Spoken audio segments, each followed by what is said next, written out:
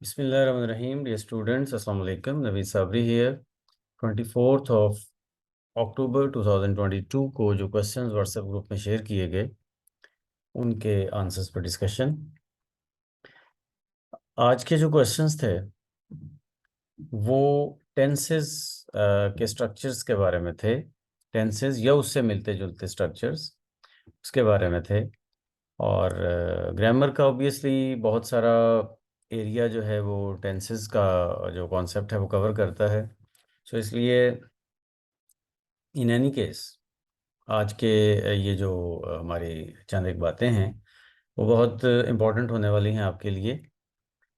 First question, our friends are going to meet us at the airport tonight. Are going to और फिर to night, ज़ाहिर है airport पे किसी से मिलना है तो एयरपोर्ट पे प्लानिंग से जाएंगे ना, हम भी और वो भी।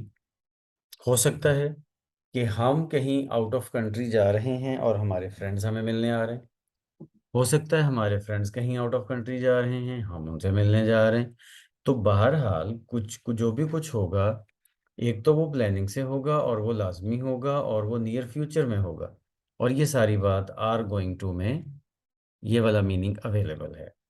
टेंसेस के हवाले से अगर आपने बेसिक आइडियाज़ डिटेल में देखने हैं तो आप हमारे यूट्यूब चैनल पे टेंसेस की जो प्लेलिस्ट है वो देख सकते हैं, जिससे आपको ये आइडियाज़ क्लियर हो जाएंगे। Question number 2, is Sana working this week? No, she is on holiday. Is Sana working this week ये प्रेजेंट कॉन्टिन्यूस टेंस है और प्रेजेंट कॉन्टिन्यूस टेंस यूज़ किया जाता है किसी भी ऐसे एक्शन के लिए जो कि इन प्रोग्रेस हो। तो दिस वीक, इस वीक में जो काम इन प्रोग्रेस है उसके बारे में बात हो रही है, तो ये क्वेश्चन है तो जाहिर है फिर इस पहले आएगा, सना फिर working. Question number 3, I do not understand this sentence, what does this word mean? Question पूछा जा रहा है ना, और ये सेंटेंस है सिंपल प्रेजेंट, प्रेजेंट इंडेफिनिट भी बोलते हैं इसे। What does this word mean? Question पूछा जा रहा है तो डज भी आएगा और आगे फर्स्ट फॉर्म आ जाएगी। तो इसलिए हमें डज को पहले लिखना है, फिर सब्जेक्ट है और फिर उसके बाद वर्ब।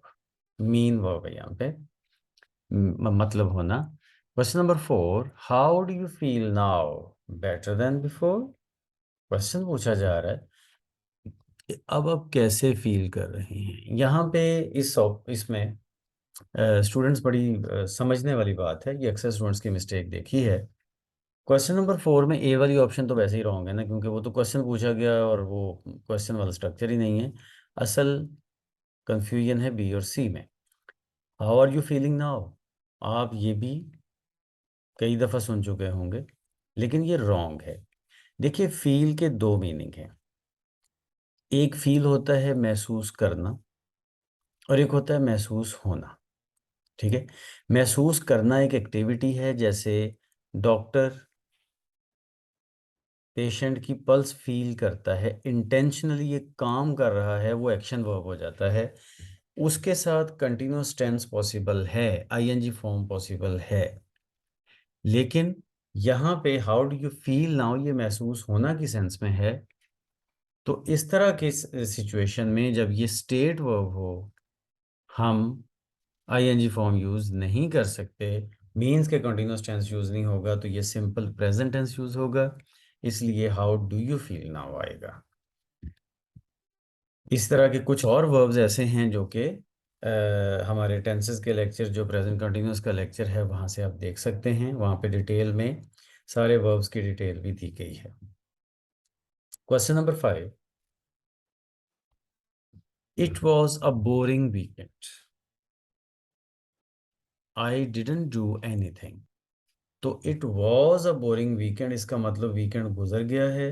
जब वीकेंड गुजर गया है, उसका प्रेजेंट के साथ कोई ताल्लुक नहीं है, तो वो सिंपल पास्ट में जाएगा। I did not do simple past है, जिसको पास्ट इंडेफिनिट भी कहते हैं। ये इसमें ऑप्शन आएगी। That's it for today. अल्लाह हाफिज, सी यू टुमारो।